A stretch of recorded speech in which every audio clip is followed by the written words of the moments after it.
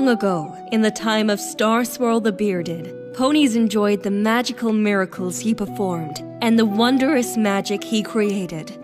As time grew long, however, Starswirl grew weary of his immortality and the burden of the magical leadership that was demanded of him. His appearances to the ponies became further and further apart until he decided to only make himself known to the other ponies once every 100 years.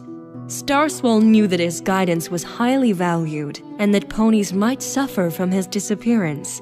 So he'd agreed that upon his arrival every century, he would take into his care a single apprentice that he would train to take his place for the duration of his time away.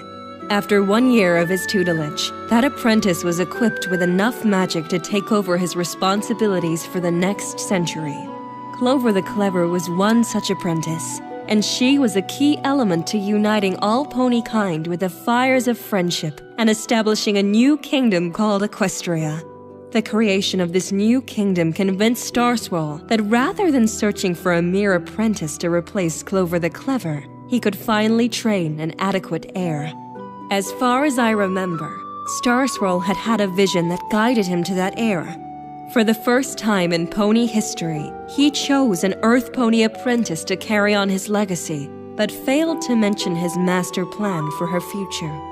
That Earth Pony was Estelle. What? Forgive the intrusion, Princess, but there's nothing in Starswirl's diaries about Estelle. And there wouldn't be. I kept those volumes locked away from other ponies, safe in my private studies at the Canterlot Archives. The missing book! The missing what now?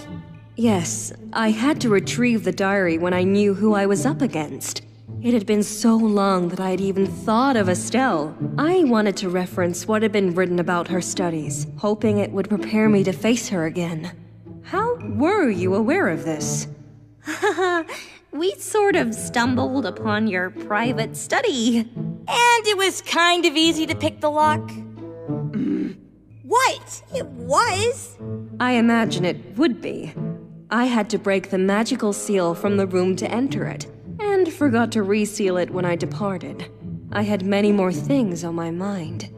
So, Estelle took over for Starswirl and became an alicorn?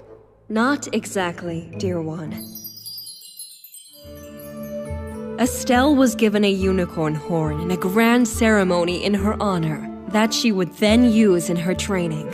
Estelle had always been fascinated and obsessed with magic, so this opportunity was a dream come true.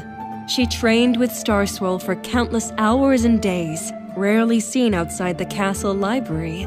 But after her year was almost completed, a great war had claimed Equestria. You see, Equestria was a vast land that had once been inhabited by all sorts of creatures who were driven out by the ponies now inhabiting it. They demanded the return of their land, but the pony leaders, including the Unicorn King, had refused. The war lasted many years and claimed several lives on both sides of the battle. Starswirl and the Unicorn King were called away from the throne to assist on the front lines, leaving Estelle to guide the ponies in their absence. Even in great panic, she led the ponies with grace and humility, only furthering Starswirl's confidence in her capability to permanently take his place. In the final battle of the war, the ponies proved to be victorious, but it had come at a grave cost. The Unicorn King had perished in battle and left no heir to the throne. Ponies looked to Starswirl and Estelle for guidance, choosing to put their trust in them. After mourning the loss of their king, Starswirl presented Estelle to the ponies and announced her true calling as their queen, and his final gift to her were a magnificent pair of wings, making her the first known alicorn in our histories. Starswirl believed that Estelle would rule as an immortal but benevolent leader. He had given her the means to control all kinds of magic, and every pony felt safe once more. I'm a queen. I'm a queen!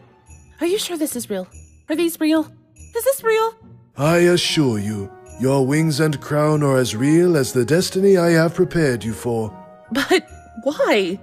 You've never turned your apprentices into an alicorn before, or a ruler? Is this just because the king has left Equestria without an heir? Partially, though I suspect that is the way of one's destiny. Oftentimes our fate is riddled with both the good and the bad, both necessary to turn us into the selves we are meant to be. What if I mess up? What if I'm not wise or benevolent or graceful, like you said? Have you seen how clumsy I can be? That's not graceful. That's the furthest thing from graceful. Trust in my prophecy, Astelle. If you believe yourself to be so, then you shall be. Though, there is one gift remaining that must be given before your training is completed. More? But why? Come with me.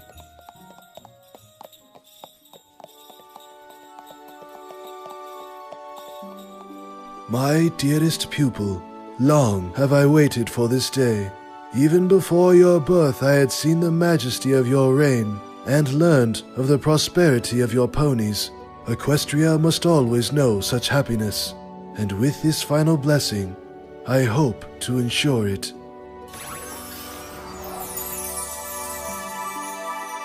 The elements of harmony? With their power, I bestow upon you eternal life.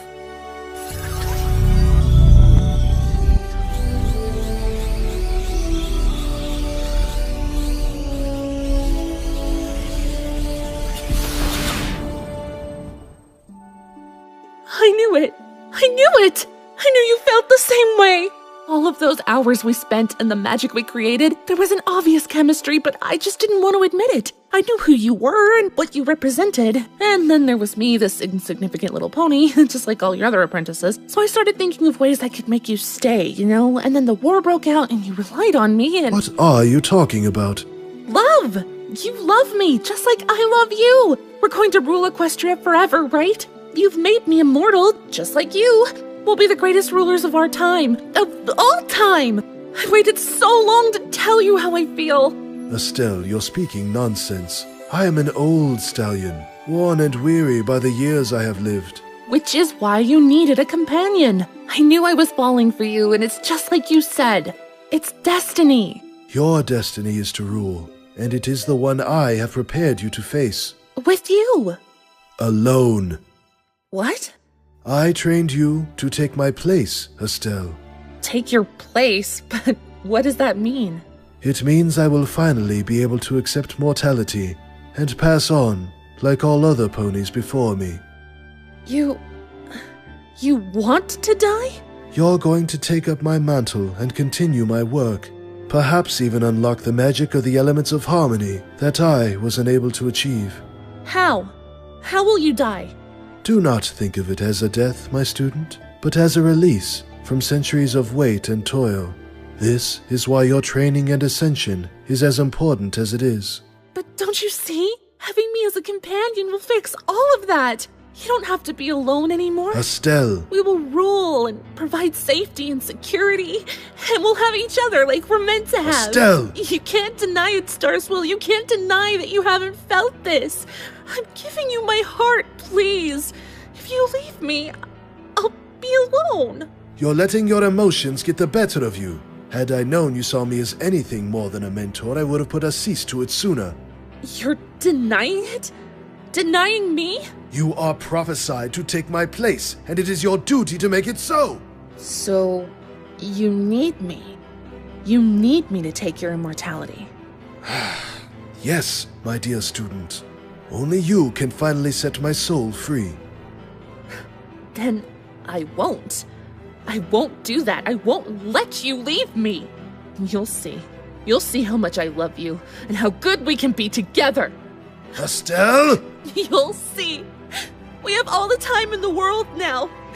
Immortality with me is a blessing, not a curse. Their conflict lasted many days, until at last Estelle fled the castle, abandoning her throne and the pony she ruled. Starswirl was forced to re-examine his prophecy and realized a fatal flaw.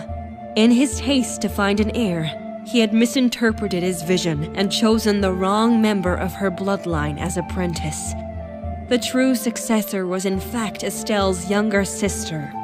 Realizing his mistake, he addressed the ponies once more and declared that this sister was their true leader, and she would be trained to guide them into a brighter future. Oh, this is a really good story. Who was the younger sister? Me. You? Yes, Estelle is my older sister. But you and the... Huh? Whoa, that kind of just blew my mind. I did everything I could to make Starswirl proud. He taught me magic based on precious elements he had called the Elements of Harmony. When my training was completed, I too ascended to an alicorn. However, the magic given to a queen could not be given twice. Although Estelle had fled, she still held that magic within her, and it could not be transferred to me. This is why I have always been a princess. What about Princess Luna? At the time of my ascension, Luna was still in our Earth Pony mother's womb. Starswirl had decreed that she too would be instrumental to Equestria's future and blessed her before she was born to rise as an immortal alicorn princess and rule at my side. Did Estelle ever come back? I'm afraid so. It was the events of her reappearance that have haunted me all these years. No pony could have anticipated what would happen. But it is the source of my terrible mistakes, and the reason for her hatred of me now.